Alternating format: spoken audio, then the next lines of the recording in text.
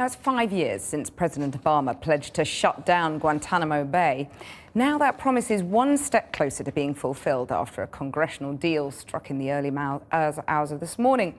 The detention without charge of hundreds of suspected terrorists has been a source of national embarrassment, even shame. Now the American general who first established the facility has joined the growing ranks of critics, saying it should never have been opened in the first place. On his second day in office, President Obama signed an executive order establishing the closure of Guantanamo Bay by January 2010. But with Congress blocking the transfer of detainees, it never happened. Now, efforts to close the prison are gaining momentum as America tries to wipe clean the stain on its international reputation. This week, a handful of detainees were transferred home. And yesterday, the American Senate passed a bill which could see many more sent back to their home countries. The first of the detainees arrived on January the 11th, 2002, 1 week after the first crude cages known as Camp X-Ray were built. 158 men remain confined without charge at Guantanamo now. But yesterday's bill could see more than half of them transferred. 100 detainees went on hunger strike this year, their plight captured by journalist and artist Molly Crabapple. Conditions at the camp and repeated allegations of torture are seen by many as a national shame. Even the American general in charge of constructing Camp X-Ray, General Michael Leonard, says the prison should never have been opened. And he was the one who used to have to defend it to the press. This week's congressional deal is another step towards closure. But 5 years after the president first promised to be rid of it, it still lingers on. A recruiting sergeant for Al-Qaeda and an affront to democracy. Well, earlier I spoke to Major General Michael Leonard, his first British television interview. I began by asking him if he was disappointed that President Obama still hadn't closed Guantanamo Bay.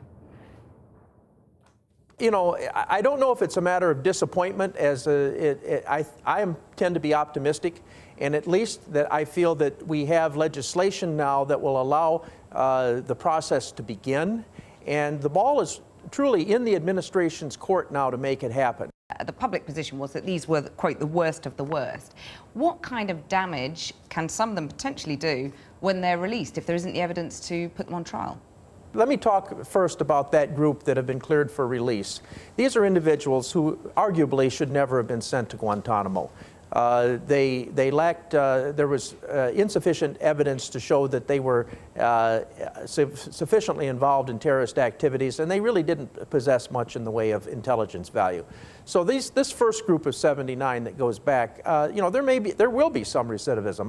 I don't believe that we can honestly say that we can reduce the risk to zero, but it's a risk that can be managed. And frankly, when they go back, most of them are going to want to go back to their families, but those that decide to go back to the fight, we can find them and we can stop them. You opened the camp. At what point did you come to realize that it was a mistake? I did indeed. Well, initially, Kathy, I felt that it was a necessary thing that had to be done. We were capturing a large number of individuals in Afghanistan during the fighting, many of whom were from other countries. 5 were from Great Britain that I had in the camp itself. Many of them without very good explanations of why they were in Afghanistan. So we also had deteriorating infrastructure in Afghanistan, bad weather conditions. They had to go somewhere. So when I was sent to Guantanamo, I felt, okay, this is something that needs to be done. But as I began getting these individuals that were described to me as the worst of the worst, and we began getting more information on their backgrounds, it became apparent that while some indeed were very, very bad people, others had just been swept up in the chaos of war. Did you ever see British intelligence officers there? I can't comment on that, Kathy. You opened a prison that you came to abhor. What kind of toll did that take on you? Do you feel a sense of guilt, responsibility? What's going through your mind on that now? You know, first off, my operation of the detention facility was in accordance with the Geneva Convention. So if you say, you know, if you ask if I feel any guilt, not really. Do I feel responsibility for, you know, the fact that I got it started? Certainly. Do I have an objective to get it closed? Absolutely. That's why I'm here. You feel that is almost a kind of moral imperative, do you? I think a moral imperative is an excellent choice of words. General Leonard, thank you very much for joining me.